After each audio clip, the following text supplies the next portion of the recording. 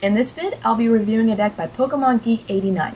He's running a Tyrannitar Mandibuzz deck, although I've also heard this deck called Tyrannitar Toolbox because it runs so many different types of dart Pokemon that could do a variety of different things. I really like Tyrannitar Prime. It's probably one of my favorite primes, and it's a really strong Pokemon, not only as far as HP, but also attacks. And I think once this Pokemon gets up and going, it's very difficult to be stopped. So I'm pretty excited to do a review of this deck, so let's take a really close look. You have a perfect starting line, one Smeargle and one Cleffa. I originally didn't like the idea of having two different starters in a deck, but since you only run one of them, I'm getting more used to it. You can play either one depending on the situation, and Cleffa's free retreat makes it a nice little addition over Smeargle. You also run the one Tyrogue in case you can get the donk on your opponent, and it can also be a nice little staller mid or late game. Your main attacker is probably one of my favorite primes, Tyrannitar Prime. It's got 3 different attacks. Darkness Howl does 20 damage to any Pokemon that's not dark. Power Claw does 60 and isn't affected by Pokepowers, Pokebodies, etc., which means it can knock out sleeping Cleffas because it doesn't take into effect the Pokebody effect. And then Megaton Tail does 120, but unfortunately makes you discard the top 3 cards of your deck. However, it's still an extremely powerful card with 160 HP. The other good thing about Tyrannitar is that being a dart type, there's plenty of other cards that we can play with this to kind of make it a Tyrannitar toolbox. One of those cards is Mandibuzz. Since Darkness Howl is spreading 20 damage to a variety of Pokemon, Mandibuzz can then come up and blindside 50 damage to any of those Pokemon that have damage counters on them.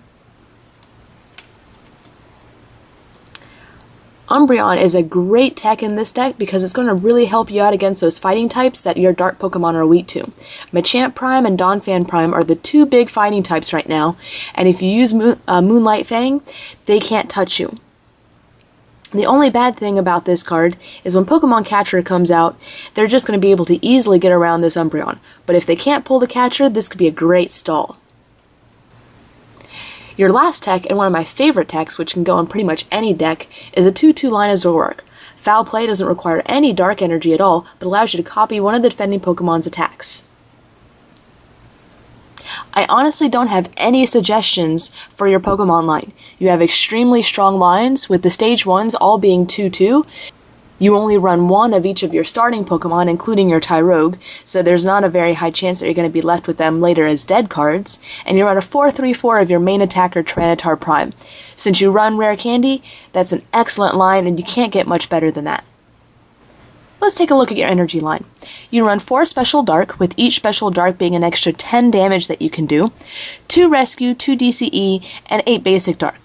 I would recommend increasing your double colorless line to 4 because 3 out of your 4 attacking Pokemon can utilize it.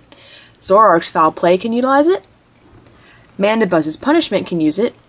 And I didn't go over Punishment before, but Punishment does 40, but if the defending Pokemon is a stage 2, it does 60 more damage, which is a great 100 hit for a stage 1 Pokemon. And of course, Tyrannitar Prime can also utilize DCE with both Power Claw and Megaton Tail, meaning that it would only take 2 to 3 energy attachments to power up these very strong attacks. Regardless of if you get rid of the rescue energy, I would recommend that you run 1 Flower Shop Lady. This allows you to search your discard pile for 3 basic energy cards and any 3 Pokemon and shuffle them back into your deck. I think every deck needs 1 Flower Shop just because you never know when you might lose something early game. Regardless of if you get rid of the rescue energy, I would recommend that you run 1 Flower Shop Lady. This allows you to search your discard pile for 3 basic energy cards and any 3 Pokemon and shuffle them back into your deck. I think every deck needs 1 Flower Shop just because you never know when you might lose something early game. You have a very high line of cards that can search out for basics, 3 Dual Ball, and 3 Collector. While I really like both of these cards, I would recommend limiting them to a combination of 4. Personally, I would go with the Collector over Dual Ball, but maybe 3 Collector and 1 Dual Ball would also work. I just don't think you're going to need 6 cards that can search out for basics. And the only reason I would recommend having 3 or 4 is so you can use them and then turn around with your 3 communication in order to swap them out for evolution cards. You also run 1 Elm just in case you're under a trainer lock and you can't use those communications. and 1 Twins, just in case you're a little bit behind.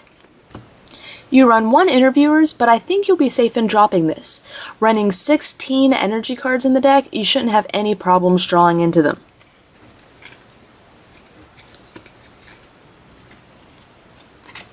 You currently don't run any Switch, but I would recommend that you add at least 1.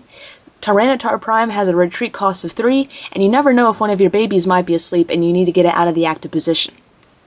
You run 2 Rare Candy, which I think is perfect, since Tyrannitar Prime is the only Pokemon that you'll need to use it on. But I'd also recommend that you throw in a few Junk Arm, around 3 or so that you can reutilize your communications, candy, switches, pretty much any trainer you have in this deck. The only hand refresher card that you have in here is 1 Judge. I don't really care for Judge in this deck because you don't have a solid draw engine in order to be able to recover if you happen to judge yourself into a very bad hand. Instead, I would recommend 1 Professor Juniper and 3 to 4 Professor Oak's New Theory. I prefer Professor Oak over Copycat because it consistently gives you 6 cards, and there's always a chance that you could copycat your opponent for only 2 or 3, and that could really hurt you in the game. I would recommend throwing in a couple of Reversal, or, when it comes out, Pokemon Catcher. Being able to bring up anything you want from your opponent's bench is going to be great disruption, and it can often lead to an easy KO. In order to make room for some of the changes that I suggested, I would drop the 3 Super Scoop up. I really don't care for the flippy card, and Tyrannitar has such an amazing hit points as it is, you can always just retreat to the bench and bring up another Tyrannitar to attack for a little while. Those are all the suggestions I have. I really love Tyrannitar decks, and I cringe every time I have to play one just because it's such a difficult card to knock out. So if you'd like your deck reviewed, just send me a PM of the list. Let me know whether you'd like it to be in a blog, which I can turn around in a few days, or a video, which would take at least 2 weeks, and at the moment I'm going to have to start picking and choosing which decks are going to be featured in videos. So, thank you for watching!